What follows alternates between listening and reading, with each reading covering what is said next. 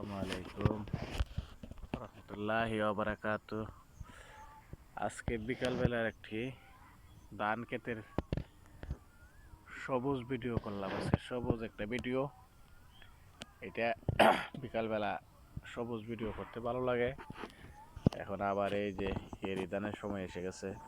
এই পুরা বন সবুজ সবুজ সবুজ টবুজে, একেবারে সবুজে ভরা, ভরপুর, অনেক সুন্দর লাগতেছে। আসলে এই সময় একটা ধানের একটি সৌন্দর্য সময়, অনেক ভালো লাগে। সবাই দেখেন সৌন্দর্যের ভিডিও, ধান ক্ষেতের ভিডিও।